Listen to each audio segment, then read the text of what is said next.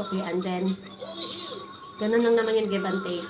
Basta, as long as may oras, although medyo mahirap isingit yung pag-YT at saka yung work natin. Pero sa ibang paraan, pwede naman tayo makasuporta pabalik. Pwede naman tayo mag-watch to watch, pwede naman tayong pumunta sa mga videos, sa mga shorts. Kaya ganun lang naman yun eh. As long as maramdaman tayo. Sa akin kasi hindi ko kailangan ng ng full tambay. Basta sa akin lang talaga, makita ko lang kayo, sapat na sa akin yun. Yun naman kasi importante doon, yung presence nyo. Presence nyo sapat na sa akin.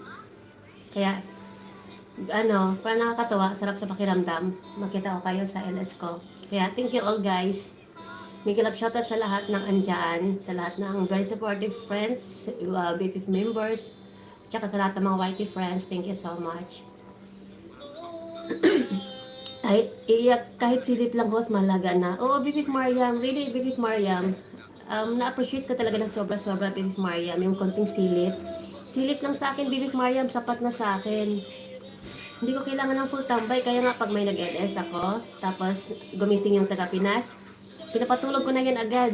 Kasi makita ko lang yung yung suporta. Makita ko lang sila na kumakaway-kaway.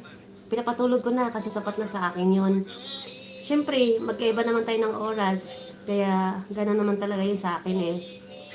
Kasi pag sa atin kasi, I understood naman talaga na magkaiba tayo ng oras. Siyempre, Pinas time, UAE, or Saudi man, or kahit saan tayong lupalop sa buong mundo.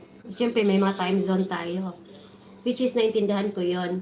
Pero hindi naman ibig sabihin na kailangan natin gumising ng madaling araw or kailangan natin magpuyat ng sobrang-sobra para masuportaan or para maipakita sa bawat isa yung suporta natin sa BFF team at saka sa mga YT friends natin. There is lots of ways o paraan na pwede natin ipakita yung suporta natin. Pwede namang mag-watch to watch, pwede mong magbakas ka sa video, sa short, or mag-replay. Ganun lang naman eh. Kaya appreciated ko talaga. Sa akin nga eh, pag madaling araw, it doesn't matter for me kung abutin ako ng madaling araw sa pagtambay. Like for example, yung nabutan kong nag-LS is very supportive siya. So, parang bukas sa puso ko, magbigay ako ng oras sa kanya. Wala yun sa kasi depende naman kasi yun kung gaano ka-supportive yung isang tao. Hindi naman tayo ng sukli, pero mas masarap kasi tambayan yung yung ganon, yung meron tayong mga give and take. Pero hindi naman kailangan na hanapin natin yung isang tao pag wala talaga. Pwede naman tayong magbakas lang sa mga videos, sapat na yung ganon. Pero yung talaga, yung listahan ko, hindi to listahan sa attendance. Listahan to sa kung sino yung gusto kong balikan. Kasi nagbigay kayo ng oras sa akin. Kaya bibigyan ko rin kayo ng oras sa pag-play man lang. Ganun naman yun guys yan naman mahalaga. Yung presence nyo is enough with me. Hindi na kailangan ng full tambay as long as nakikita ko lang kayo. Ganun lang kasimple guys. Maraming paraan para masuportahan natin ang bawat isa. Hindi kailangan mag-full tambay. Pwede naman tayong mag-watch to watch eh. Yun lang naman yung